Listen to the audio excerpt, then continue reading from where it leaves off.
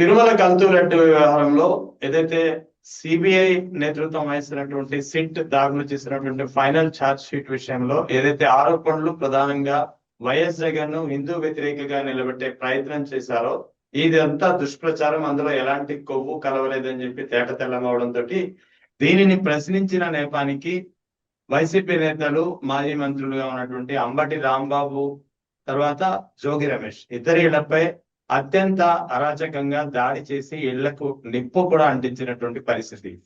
So రాష్ట్రంలో శాంతి భద్రతలు ఎలా ఉన్నాయి, పోలీసులు అందరూ చోద్యం చూస్తుండగానే ఈ మొత్తం మారణకాండ లాంటి హోమం జరిగింది. ఒక విధంగా చెప్పాలంటే ఇది హత్యాయత్నం అనేది చాలా మంది చెప్తున్నటువంటి మాట. సో ఈ క్రమంలో రాష్ట్రంలో జరుగుతున్నటువంటి పరిణామాలు, ముఖ్యంగా జోగి రమేష్ అంబటి రాంబాబు ఇళ్లపై జరిగినటువంటి దాడికి సంబంధించి అక్కడే ఉన్నటువంటి మనతో మాట్లాడేందుకు వైసీపీ ప్రచార కమిటీకి సంబంధించిన నాయకులు కాకు ఉమావల్లి ఉన్నారు. నమస్తే మేడం. నమస్తే సార్. మేడం, అసలు ఏం జరుగుతుంది రాష్ట్రంలో?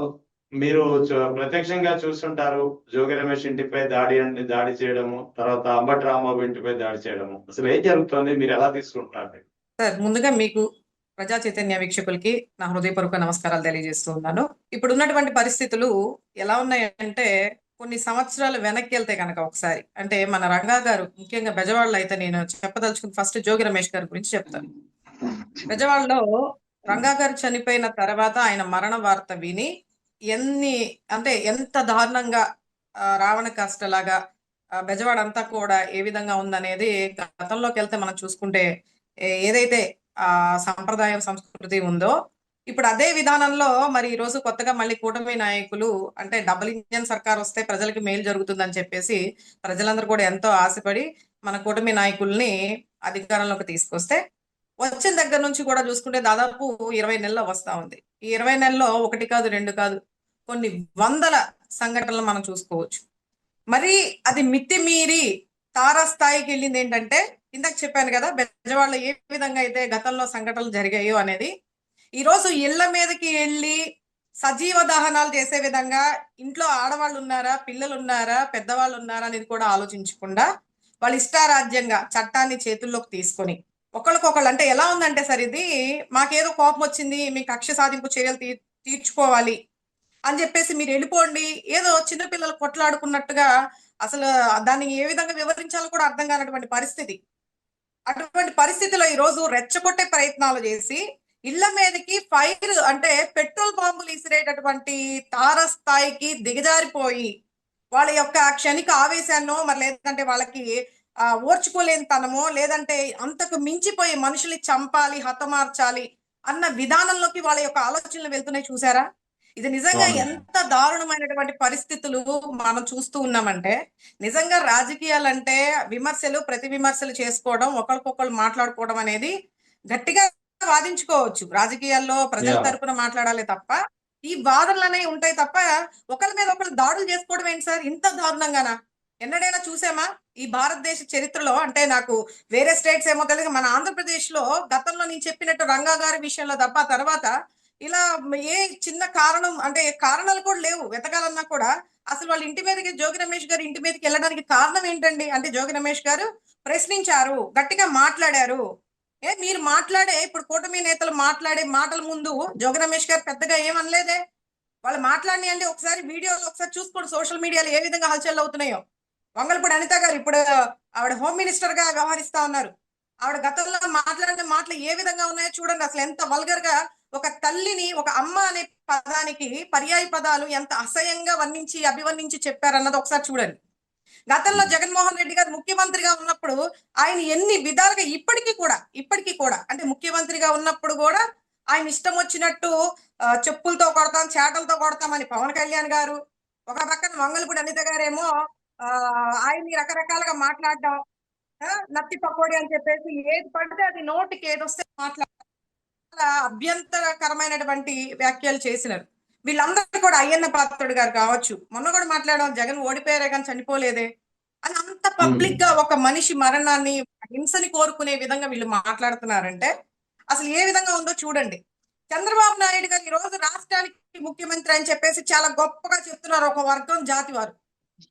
అది నిజమై ఉండొచ్చు, చాలా గొప్పవారై ఉండొచ్చు, ఆయనకి 40 సంవత్సరాల రాజకీయ అనుభవం ఉండొచ్చు, 4 సార్లు ముఖ్యమంత్రి అయి ఉండొచ్చు, కానీ ఆయన మాట్లాడే విధానం ఏ రోజన్నా జగన్మోహన్ రెడ్డి గారు మాట్లాడేదే తప్ప వ్యంగ్యంగా ఎక్కడన్నా మాట్లాడతారు తప్ప బూతులు కానీ తల్లిని అభివర్ణించి కానీ ఇంట్లో పర్సనల్ విషయాలు కానీ బాడీ షేమింగ్ కానీ చేసి ఏ రోజు జగన్మోహన్ రెడ్డి గారు మాట్లాడలేదు. కానీ చంద్రబాబు నాయుడు గారు మరి అంత అనుభవం ఉన్న వ్యక్తి ఏం మాట్లాడారండి? జగన్మోహన్ రెడ్డి గారు ముఖ్యమంత్రిగా ఉన్నప్పుడే నీ పుట్టుకే తప్పుడు పుట్టుక అని చెప్పేసి నిండు సభలో ప్రచారంలో మాట్లాడారు. మరి ఆయన మీద ఆ రోజే మేము జగన్మోహన్ రెడ్డి గారు సీరియస్ అయ్యి ఒక ముఖ్యమంత్రి స్థాయిలో ఉన్న వ్యక్తి అరే నన్ను ఇలా మాట్లాడతాడని చెప్పేసి ఆయన మీద కేసులు పెట్టి ఆయన హింసించాలనుకుంటే క్షణం పట్టదు.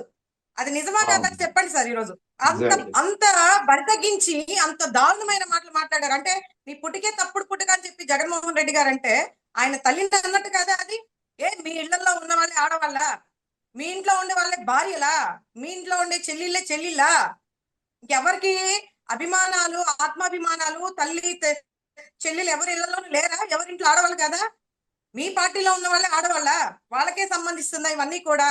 మా తల్లిని అన్నారు, మా చెల్లిని అన్నారు అని చెప్పేసి ఇన్ని మాటలు మాట్లాడి ఏదో ఒక వంకతో ఈ రోజు దిగజారిపోయి రాజకీయాలు చేస్తా ఉన్నారు సార్. ఇది ఒక్కొక్కరిని ఓవరాల్ గా తీసుకుంటే కనుక ఇప్పుడు చెప్పండి సార్, ఇప్పుడు చెప్పండి. ఒక్కొక్కరు మంత్రులు కనుక తీసుకుంటే ఇప్పుడు మంత్రులుగా పెద్ద మనుషులుగా చలామణి అవుతున్నారు కదా, వాళ్ళందరినీ తీసుకుంటే ఎంతో మంది ఉన్నారు సార్. అయ్యన్న పాత్రుడు గారు కావచ్చు, అచ్చెన్నాయుడు గారు కావచ్చు, ఎంతమంది లేరు సార్ బూతులు మాట్లాడే నాయకులు. ఇప్పుడు పట్టాభి అతను ఏం మాట్లాడుతున్నా ఆయనకి తెలియదు ఇప్పటికి. రే జగన్ నా జగన్ అని చెప్పేసి అంటే వీళ్ళందరికీ ఇలా స్వేచ్ఛగా మాట్లాడే స్వేచ్ఛని ఎవరిచ్చారు సార్? గత 5 సంవత్సరాలు ఎవరిచ్చారు? వాళ్ళ ఇష్టానుసారంగా ఒక ముఖ్యమంత్రి లేదు, ఒక మంత్రి లేదు, ఎలా పడితే అలా మాట్లాడారు. మా గురించి చెప్తున్నారు, గతంలో మాట్లాడేశారు రౌడీలు, రౌడీ రాజకీయం, వైఎస్ఆర్సీపీ అంటారు. తప్పుడు ప్రచారాన్ని ఒక జనాల ప్రోపగాండ చేశారు. ఎవరో పార్టీ మొత్తంలో ఎవరో ఒకళ్ళిద్దరు ఏదో మాట్లాడితే దాన్ని పట్టుకొని పార్టీ మొత్తానికి ఆపాదించి ఒక విష ప్రచారాన్ని, ఒక చెడు ప్రచారాన్ని వైఎస్ఆర్సీపీ అంటే ఇది అనేది ఒక విధమైనటువంటి ప్రజల్లోకి తీసుకెళ్లారు. ఈ రోజు అసలు సిసలైన రౌడీయిజం ఏంటి, అవినీతి ఏంటి, దుష్ప్రచారం ఏంటి, ప్రజల దుర్మార్గం ఏంటి, రావణ కాస్ట్ ఏంటని ఈ రోజు కళ్ళారా చూస్తా ఉన్నారు. ఏముందని సార్ ఈ రోజు జోగి రమేష్ గారి ఇంటి పైన అతి దారుణంగా పెట్రోల్ బాంబులతో అంత స్వేచ్ఛ ఎవరిచ్చారు? ఆ హక్కు ఎవరిచ్చారు? దగ్గరుండి నాయకులే ఇదేంటి సంఘటనలకు పాల్పడతా ఉన్నారు, రెచ్చగొడతా ఉన్నారు. ఇదంతా జరిగినప్పుడు ఇదంతా జరుగుతున్నప్పుడు పోలీసులు కూడా అక్కడే ఉన్నారు, అయినా ఏం చేయలేదా వాళ్ళు? కనీసం నిలువరించే ప్రయత్నం కూడా చేయలేదా? విచిత్రమైన సంఘటనని ఎందుకు అంటున్నామంటే ఎక్కడన్నా ఏదైనా కక్షపూరిత రాజకీయాలు చేస్తా ఉంటే ఒకళ్ళ మీద ఒకళ్ళు దాడులు చేసుకుంటా ఉంటే కనీసం పోలీస్ వ్యవస్థ ఉంటుందని ప్రజల కన్నా అదొక భరోసా కూడా లేకుండా అయిపోయింది. ఈ రోజు పక్షపాతంగా ఒక సైడే ఉండి ఏదో వాళ్ళ మోచేతి నీళ్లు తాగుతున్నట్టుగా, అంటే వీళ్ళకి ఎక్కడ ప్రమోషన్లు పోతాయో లేదంటే వీళ్ళకి ఎక్కడ ఉద్యోగాలు పోతాయో అనే ఉద్దేశంతో పైన నాయకులు ఏదైతే ఆదేశిస్తారో దానికి అనుగుణంగా వాళ్ళు నడుచుకుంటున్నారు తప్ప ఏదో నామకే వాస్తు. మీరు గమనించినట్లయితే నిన్న జరిగినటువంటి దాడులు ఎక్కడైనా సరే పోలీస్ వారి చేతుల్లో లాఠీలు ఉన్నాయా? పోలీస్ వారి చేతుల్లో లాఠీలు ఉన్నాయా సార్? అంతమంది జనాలు వస్తున్నారని చెప్పేసి పబ్లిక్ గానే నిరసన వ్యక్తం చేయడం అని చెప్పేసి ఇబ్రహీంపట్నంలో పబ్లిక్ గానే అనౌన్స్ చేయడం జరిగింది. మరి నిరసన అంటే ఇలాగా సార్ వ్యక్తం చేసేది? ఏ విధంగా నిరసన వ్యక్తం చేస్తారు సార్? ఇళ్ల మీద పెట్రోల్ బాంబులు వేస్తారా? ఇంట్లో మహిళలు ఉన్నారు, పిల్లలు ఉన్నారని కూడా ఆలోచించకుండా మీరు అంత రావణ కష్టానికి పాల్పడతా ఒక హత్యలు చేయడానికి కూడా వెనకాడట్లేదంటే అసలు ఇంకా మిమ్మల్ని ఏమనాలి? ఏ విధంగా ఇది ప్రజలు యాక్సెప్ట్ చేస్తారు? అదే విధంగా గుంటూరులో అంబటి రాంబాబు గారి విషయంకి వస్తే ఆయన ఏ రోజు కూడా తప్పుగా ఏ రోజు మాట్లాడలేదు. ఇన్నాళ్ళు కూడా ఏదైనా మాట్లాడితే చాలా స్ట్రాంగ్ గా మాట్లాడి క్వశ్చన్ చేసే వ్యక్తే తప్ప ఎక్కడా కూడా మాట తూలే వ్యక్తి కాదు. ఇప్పుడు ఈ వైఎస్ఆర్సీపీ నేతల్లో ప్రతి ఒక్కరి పైన ఏదో ఒక కేసు పెట్టి అంటగట్టి వాళ్ళని ఏదో విధంగా హింసించాలని చెప్పేసి జైల్లో పెట్టి ఒక్కొక్కరు 3, 6, 9 నెలలు వీళ్ళు ఇష్టం ఏదో విధంగా ఆపాదించి లేనిపోని అన్ని చిత్రీకరించి తప్పుడు ఆరోపణలు తీసుకొచ్చి తప్పుడు ఇవి ఉంటాయి కదా సార్, అవన్నీ కూడా గ్యాదర్ చేసి వీళ్ళు ఏదో విధంగా చేస్తున్నారు. మరి అంబటి రాంబాబు గారు పాపం బహుశా ఎక్కడ దొరకలేదు అవినీతి ఆరోపణలు కానీ లేదంటే ఇంకోటి కానీ ఎక్కడ దొరకల. మరి ఏదో ఒకటి ఆయన మీద పెట్టాలి, ఆయన ఏదో విధంగా ఇరికించాలి. ఇప్పుడు రేస్ చేస్తున్నారు వాయిస్, పార్టీ తరపున ప్రజల తరపున గట్టిగా వాయిస్ వినిపిస్తున్నారు, పార్టీలో గట్టిగా ఉన్నారు వ్యక్తి, ఇతను ఏదో విధంగా ఇబ్బంది పెట్టాలన్న ఉద్దేశంతో కావాలని గుంటూరులో మీరు చూసారు కదా పెద్ద ఫ్లెక్సీ పెట్టేసి లడ్డు మహాపాపం ఇది నిజం అంట. ఏది నిజం, ఏది మహాపాపం? ఏది నిజం ఏది అబద్ధం అని చెప్పేసి ఎవరు నిర్ణయించాలి సార్? ఎవరు చెప్పాలి? ఆల్రెడీ చెప్పారు కదా, మీరు తప్పుడు ప్రచారాలు చేసి అసలు పవిత్రమైనటువంటి తిరుమల లడ్డూని అపవిత్రం చేసే విధంగా, ప్రజల యొక్క మనోభావాన్ని దెబ్బతీసే విధంగా ఎంత దిగజారిపోయి రాజకీయాలు కూడా దేవుణ్ణి అడ్డం పెట్టుకొని ఈ రోజు మీరు అంత దిగజారిపోయి రాజకీయాలు చేస్తున్నారే. వచ్చి రావడంతో ఏదో విధంగా డైవర్షన్ పాలిటిక్స్ కింద తిరుమల లడ్డూలో కల్తీ నెయ్యి కలిసింది, ఎనిమల్ ఫ్యాట్ కలిసింది, అవును. పిగ్ ఫ్యాట్ కలిసింది అని చెప్పేసి చంద్రబాబు నాయుడు గారు చెప్పారు, ఎనిమల్ ఫ్యాట్ కలిసింది అని చెప్పేసి. మా డిప్యూటీ సీఎం గారేమో 1,00,000 లడ్లు మనకి అక్కడికి పంపించాం, అయోధ్యకి. అయోధ్యకి పంపించాము, కల్తీ లడ్లు జరిగి అందులో బీఫ్ ఫ్యాట్ కలిసింది, పిగ్ ఫ్యాట్ కలిసింది అని చెప్పేసి ఆయన ప్రచారం చేశారు. సరే, ఇవన్నీ ప్రచారాలు భగవంతుడే చూసుకుంటాడు కదా అని చెప్పేసి మేము కూడా వదిలేసాం. వీళ్ళు సిట్ అనే దాన్ని తీసుకొచ్చేసి వీళ్ళు సొంత మనుషుల్ని పెట్టేసుకొని వీళ్ళేదో రిపోర్ట్లు ఇచ్చేసి కలిసింది అని చెప్తున్నారు. అసలు ఆ నెయ్యి శాంపిల్స్ ఎప్పుడు తీశారు? 4 ట్యాంకర్లు వస్తే దాన్ని శాంపిల్స్ తీసుకొని మళ్ళీ వెనక్కి పంపిస్తే మళ్ళీ దాన్ని ఎవరు వాడారు? అసలు బోలే బాబా నుంచి ఎవరు కాంట్రాక్ట్ తీస్తారు? ఎవరు హయాంలో జరిగింది ఇదంతా కూడా? ఇవన్నీ కూడా క్లియర్ గా ఉన్నప్పటికీ కూడా అయినా సరే తప్పుడు ప్రచారాలు చేస్తారు. సరే కదా అని చెప్పేసి మేము కూడా నిజం ఎప్పటికైనా నిప్పులాగా బయటకు వస్తుందని వేచి చూసాం. మరి సెంట్రల్ కేంద్రం కలిగించుకొని మరి ఎన్డీడీబీ వాళ్ళు, ఎన్డీఆర్ఐ వాళ్ళు, అలాగే సిబిఐ రిపోర్ట్ ద్వారా వాళ్ళు ఇచ్చినటువంటి రిపోర్టు అంటే నేషనల్ ల్యాబ్స్ సార్ అవి. మనం ఏదో పెట్టింది, మనం ఏదో నచ్చిన మనుషులు పెట్టేసుకుని ఒక సిట్ లాంటిది ఏర్పాటు చేసి మనకు అనుగుణంగా చెప్పేది కాదు అది. నేషనల్ ల్యాబ్స్, కేంద్ర ల్యాబ్స్ ఇచ్చినటువంటి రిపోర్ట్ ద్వారా సిబిఐ క్లియర్ గా చెప్పారు, అక్కడ ఎటువంటి యానిమల్ ఫ్యాట్ కలవలేదు, ఎటువంటి జంతువుల కొవ్వు అనేది లేదు లడ్డూలో అని చెప్పన్నారు. మరి ఫస్ట్ కేసు ఎవరి మీద పెట్టాలి సార్? ఏమీ తెలుసుకోకుండా అంత పవిత్రమైనటువంటి లడ్డు, ఇది ప్రపంచ వ్యాప్తంగా ప్రతి ఒక్కరికి వెంకటేశ్వర స్వామి యొక్క భక్తులందరికీ సంబంధించింది, ఏదో ఒకళ్ళిద్దరికి కాదండి ఇది. వాళ్ళ మనోభావాలు దెబ్బతీసే విధంగా ఈ రోజు మన రాష్ట్ర ముఖ్యమంత్రి చంద్రబాబు నాయుడు గారు వ్యవహరించారంటే అవి కాదు. అసలు మాట్లాడినప్పుడే కేసు పెట్టాలి ముందు. నువ్వేం చూసుకొని ఏ ఆధారాలతో నువ్వు ఈ విధంగా పబ్లిసిటీ చేస్తున్నావు అని చెప్పేసి. అది పోగా ఈరోజు రిపోర్ట్ వచ్చిన తర్వాత ఆయన మీద కేసు పెట్టాల్సింది పోయి చివరికి మళ్ళీ ఎదురు దాడి తిరిగి మమ్మల్ని బ్లేమ్ చేస్తా ఇంకా ఫ్లెక్సీలు పెట్టేసి కట్అవుట్లు పెట్టేసేసి సిటీస్ మధ్యలో ఇంకా ప్రజల్ని డైవర్ట్ చేయాలంటే అసలు మీ ఆలోచన తీరు ఎలా ఉంది? మీలాంటి వాళ్ళు అసలు ఈ రాష్ట్రంలో ఉండొచ్చా? మీలాంటి పార్టీలు అసలు ఈ రాష్ట్రంలో ఉండొచ్చా? ప్రజల్ని ఇబ్బంది పెట్టేవాళ్ళు మీరు ఉండొచ్చా? అసలు బహిష్కరణ చేయాలని చెప్పేసి మంగళపూడి అనిత గారు అంటారు. ఇలాంటి సంఘ విద్రోహులు జగన్మోహన్ రెడ్డి అని చెప్పేసి ఎన్నోసార్లు మాట్లాడడం జరిగింది. ఇప్పుడు సంఘ విద్రోహులు ఎవరు సార్? దేవుడిని అడ్డం పెట్టుకుని రాజకీయాలు చేసే వాళ్ళు ఎవరు? సంఘ విద్రోహులు కదా వాళ్ళు. అబద్ధాలు మాట్లాడి ప్రజల మనోభావాలతో ఆడుకునే వాళ్ళని ఏమనాలి? ఆ రోజు గొడవ జరగడానికి కారణం సార్ ఫ్లెక్సీ పెట్టి సెంట్రల్ చైర్మన్ పోస్ట్ లో ఉన్నారు ఒక్కొక్కళ్ళు. ముఖ్యమైన పాయింట్ సార్ ఇది. చైర్మన్ పోస్ట్ లో ఉన్నటువంటి వ్యక్తులు కర్రలు పట్టుకొని ఆ ఫ్లెక్సీకి కాపలా నుంచొని ఉన్నారు. అంటే అంబటి రాంబాబు గారు ఇటు వస్తారు, ఆయన ఏదో విధంగా రెచ్చకూడదాం, ఆయన ఏదో విధంగా దుర్భాషలు ఆడదాం, ఆయన పైన ఏదో విధంగా మాట్లాడదాం బూతులతో, ఏదో విధంగా వాళ్ళు వెక్స్ అయిపోయి ఏదో విధంగా మాట్లాడినప్పుడు మన ఆ రీజన్ పట్టుకుని ఏదో ఇరికించేయచ్చు. ఇంకా ఆయన ఒక్కడే ఉన్నాడు, కేసు ఏదో విధంగా పెట్టాలి. ఆల్మోస్ట్ అందరిని తీసుకెళ్లిపోయారు కదా సార్. ఇప్పుడు జైలు కూడా సరిపోవట్లేదు అంట. నెల్లూరు కానీ, రాజమండ్రి కానీ, విజయవాడ కానీ ఎక్కడ సరిపోవట్లేదు. వాళ్ళ కక్ష తీరా ఒక్కొక్కరిని 1 నెల, 2 నెలలు, 3 నెలలు, 6 నెలలు వాళ్ళ ఇష్టం అన్నమాట. ఈ రోజు అంబటి రాంబాబు గారిని ఆ వంకతో సార్ ఇప్పుడు కారులో వెళ్తున్నారు, అడ్డగించారు. మీరు చూసే ఉంటారు ఆ వీడియోలు. కారు మీద దాడి చేశారు. మేడకు వచ్చి ఆడవాళ్ళని కూడా లేదు, అసలు మహిళలు అంటారా సార్ వాళ్ళని? ఒక మహిళ ఉన్నది, ఆవిడ వయసు ఎంత, ఆవిడ మాట్లాడే పద్ధతి ఏంటి? కారు మీద దబ్బా చేత్తో కారు మీద కొట్టి కారు మీదకి వెళ్ళిపోయి మగవాళ్ళని కూడా చూడకుండా, అంటే మగవాళ్ళ మీదకి ఆడవాళ్ళని అంటాం కానీ వాళ్ళు ఇటు వచ్చిన ప్రాబ్లం వీళ్ళు అటు వెళ్ళిన ప్రాబ్లమే కదా, వెళ్ళకూడదు కదా. అది కూడా దౌర్జన్యం చేసి కారుని కొడతా ఉంటే అడ్డుపడిపోయి రెచ్చగొట్టేసి దుర్భాషలాడి బూతులు తిట్టి మాట్లాడుతా ఉంటే ఎవరన్నా వెక్స్ అయిపోయి మాట్లాడరు సార్? ఇదేమన్నా గాంధీ గారు ఉన్నటువంటి యుగమా? అంత శాంతియుతంగా నవ్వుతూ సమాధానం చెప్తారా వాళ్ళు ఆ విధంగా రెచ్చగొడతా ఉంటే? సరే చెప్పారే అనుకోండి, అన్నారే అనుకోండి, మాట తూలారు, వెంటనే ఇమీడియట్ గా నాకు తప్పు అయిపోయింది, నేను చంద్రబాబు నాయుడు గారిని అనలేదు, అక్కడ నన్ను ఎవరైతే ఇబ్బంది పెట్టారో వాళ్ళని అన్నాను, పైగా వాళ్ళని అనడం కూడా తప్పే అని చెప్పేసి ఆయన ఒప్పుకున్నారు కదా. అవును, సారీ చెప్పారు కదా, ఇమ్మీడియట్ గా సారీ చెప్పారు కదా. అయినా అవును. సరే వాళ్ళు ఏంటంటే ఒక పక్క ప్లాన్డ్ గా వచ్చారు కదా సార్. ఇప్పుడు సారీలతో అవును. ఏం పని వాళ్ళకి? ఏదో విధంగా ఇప్పుడు ఆయన అరెస్ట్ చేయాలి. ఆ వంకతో వెళ్ళి అంత దారుణంగా ఆఫీసులో గాని, ఇంట్లో గాని ఒకడైతే అగ్గి పుల్లలు గీసి కిటికీలో ఇసిరేస్తున్నాడు సార్. పోలీసు వాళ్ళు అవును. పక్కనే ఉన్నారు. ఏం చేస్తున్నారు సార్ ఇది? అంటే వాళ్ళు దగ్గరుండి చేపిస్తున్నారు. ఎస్కాట్ అన్నమాట ఎవరికి? నిజంగా అక్కడ ఉన్నటువంటి గుంటూరు ఎమ్మెల్యే గల్లా మాధవి గారు. ఆవిడైతే నిజంగా ఒక వీరనారి లాగా ఏదో ఉద్యమకారిణి లాగా ఏదో పెద్ద సాధించేసాం అనుకుని మీరు ఫీల్ అవుతున్నారో ఏంటో మరి తెలియదు. ఆయన మాట్లాడారు. దాని ముందు అదే విధంగా వీళ్ళ మీద చర్యలు తీసుకోవాలి కదా సార్ మరి.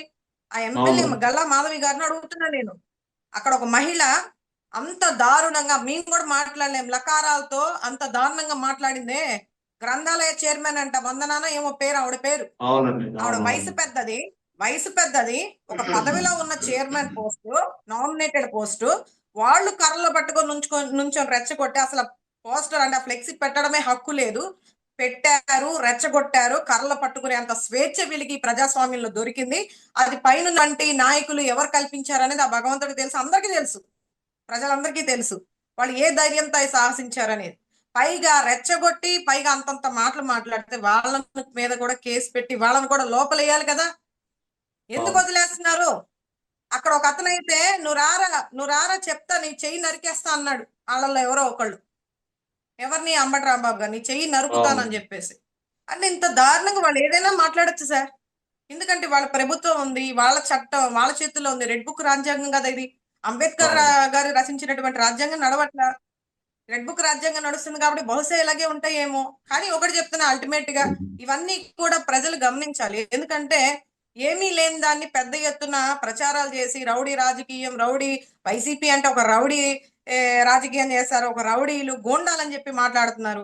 మరి ఈ రోజు కూటమి నాయకులు పర్టికులర్ గా టీడీపీ నాయకులు, ఎమ్మెల్యేలు, నాయకులు అందరూ దగ్గరుండి చేపిస్తున్నారు. మరి యెస్. దీన్నేమంటారు? ఇళ్ల మీదకెళ్ళిపోయి అది. దాడులు చేయడాన్ని ఏమంటారు?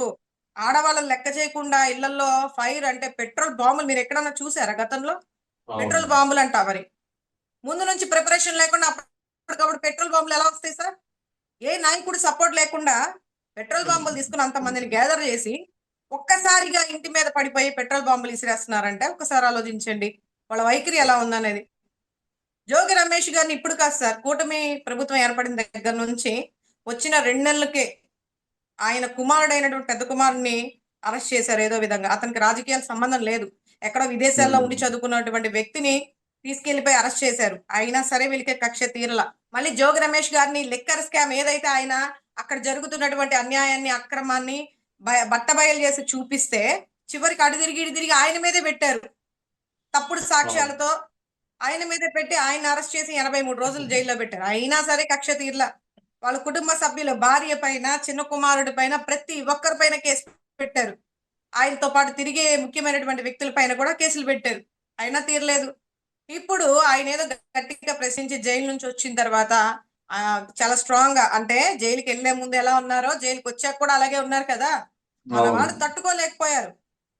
ఆత్మాభిమానం చంపుకోకుండా ఆయన ఎక్కడో ఏదో అన్న విధంగా వాళ్ళకి ఏదో అహం దెబ్బతిని ఉంటది బహుశా.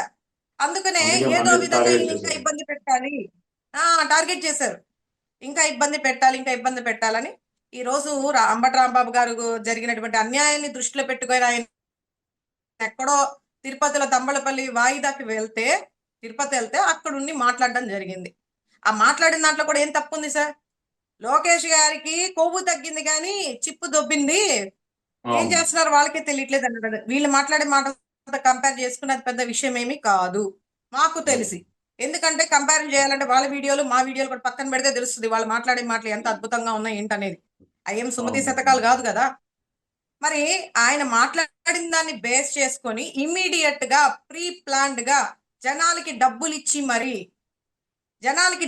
మరి సార్ ఒక్కొక్కరికి 1000 2000 ఇచ్చి ఆడవాళ్ళని కూడా పిలిపించుకొని వివిధ ప్రాంతాల నుంచి బ్లేడ్ బ్యాచ్, చైన్ బ్యాచ్, ఇంక దండుపాలెం బ్యాచ్, రోహింగ్యాలు వీళ్ళందరూ అంటారు కదా.